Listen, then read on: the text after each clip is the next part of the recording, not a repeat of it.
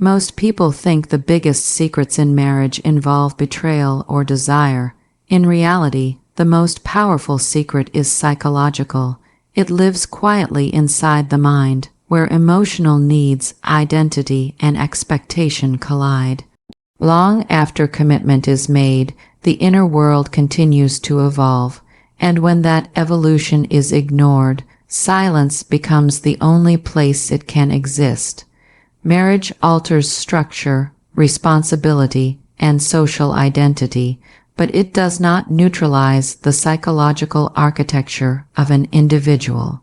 Emotional needs such as validation, curiosity, novelty, and a sense of personal significance are not conditional traits that switch off after commitment.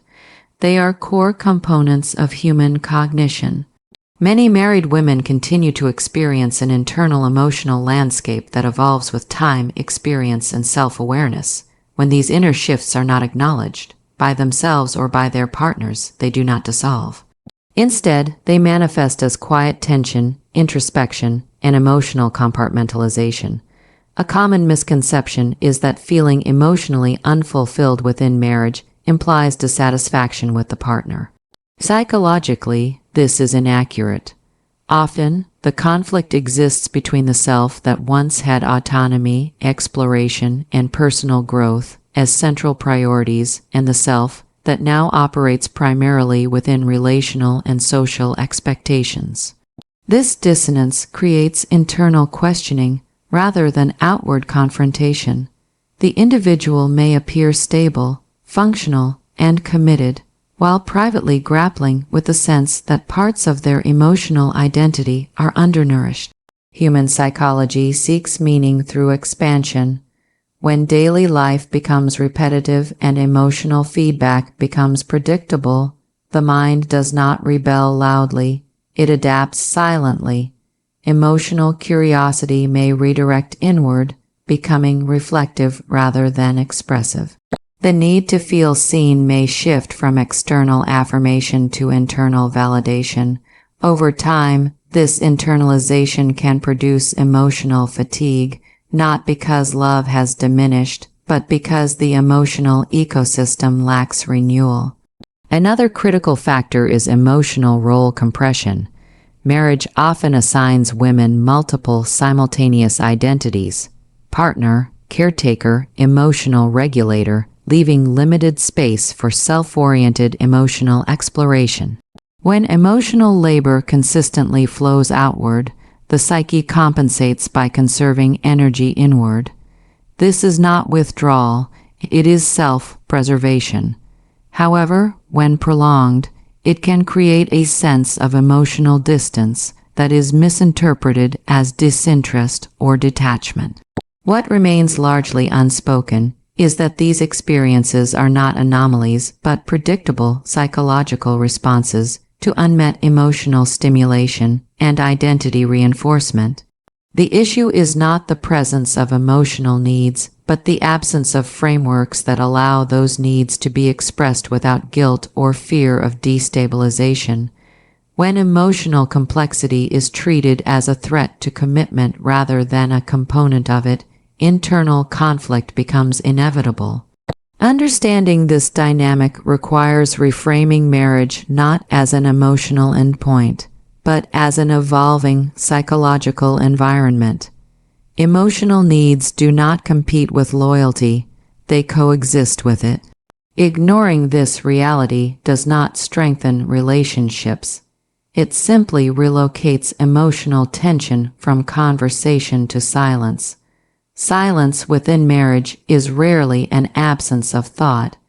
It is often the result of learned emotional restraint. Many married women do not withhold their inner experiences because they lack awareness, but because expression carries social and relational risk. From an early age, women are conditioned to prioritize harmony, emotional regulation, and relational stability. Once married, this conditioning intensifies. Emotional discomfort is frequently reframed as a personal failing rather than a relational signal, encouraging internal management instead of external dialogue. Cultural narratives play a powerful role in shaping this silence. Marriage is often portrayed as a destination of emotional fulfillment, implying that dissatisfaction reflects ingratitude or immaturity. When a married woman experiences emotional gaps, she may interpret them as something to suppress rather than explore. The fear is not conflict itself, but misinterpretation. Expressing unmet needs can be perceived as criticism, disloyalty, or destabilization, even when the intent is clarity and growth. As a result, emotional honesty becomes filtered, edited, or postponed indefinitely. This dynamic creates a psychological trade-off. Stability is preserved on the surface, while complexity is managed internally. Over time, this internalization becomes habitual. Emotional processing shifts inward, where thoughts are analyzed privately rather than shared collaboratively. While this may prevent immediate conflict, it also limits emotional intimacy.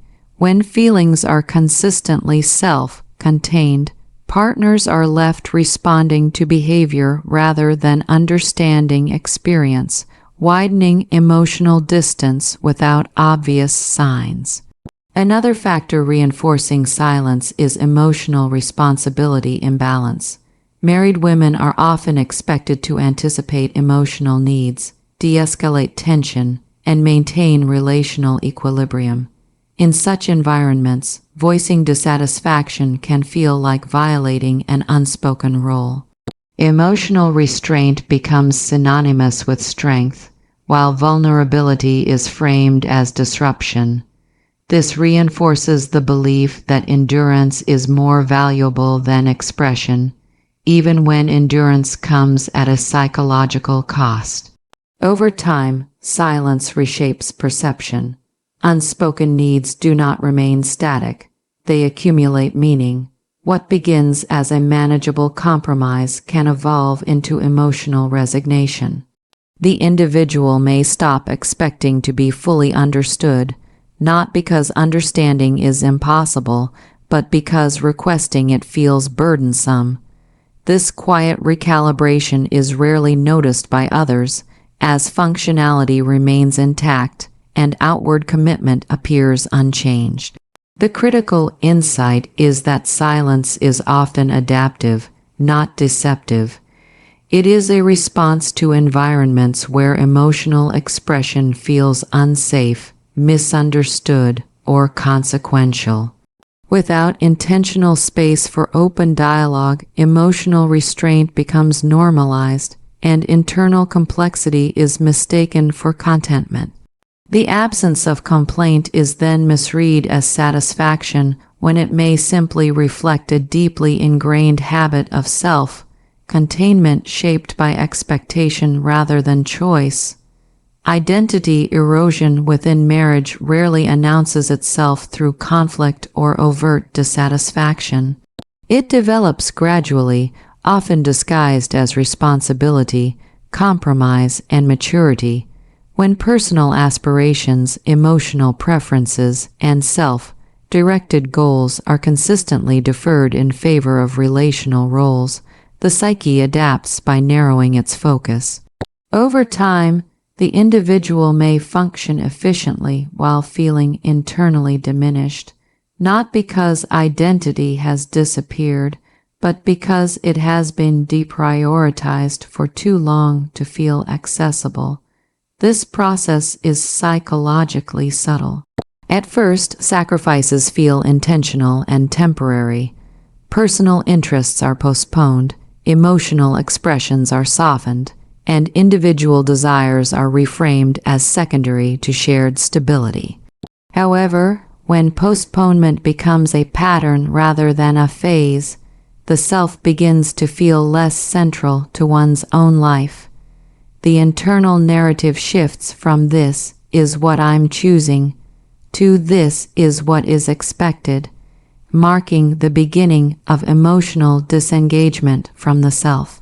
As self-connection weakens, emotional presence within the relationship also changes.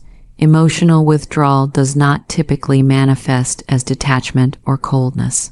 More often, it appears as reduced enthusiasm, muted emotional responses, or a growing sense of indifference toward relational dynamics that once mattered deeply. This is not a loss of care for the partner, but a protective response to prolonged self-neglect. When emotional energy is consistently expended outward without replenishment, the psyche conserves by pulling inward. What makes this dynamic difficult to detect is its non-disruptive nature. Responsibilities are met, routines are maintained, and outward stability remains intact. From the outside, nothing appears broken. Internally, however, the individual may feel increasingly disconnected from their own emotional signals. Desires become harder to identify, preferences feel irrelevant, and emotional numbness replaces clarity. This internal distancing is often misinterpreted as personal growth or emotional maturity, when it may actually reflect chronic suppression of self-expression. Over time, this internal withdrawal reshapes relational engagement. Emotional intimacy requires access to the self. When self-connection is weakened, intimacy becomes procedural rather than experiential. Conversations remain functional, affection becomes habitual, and emotional depth is replaced by predictability. The relationship continues, but the emotional vitality that sustains resilience gradually thins. This pattern underscores a critical psychological reality. Emotional withdrawal often begins with self-disconnection, not relational failure. When identity is consistently subordinated without conscious reintegration, the psyche adapts by reducing emotional investment. This is not an act of rejection, but an unconscious effort to preserve psychological balance in the absence of self-recognition. The truth is, the health of a marriage isn't determined by the absence of conflict or desire, but by whether unspoken emotions and unmet needs are acknowledged. Silence doesn't protect a relationship, it quietly reshapes it, creating distance where connection once thrived. Awareness of this hidden dynamic is the first step toward real intimacy and understanding.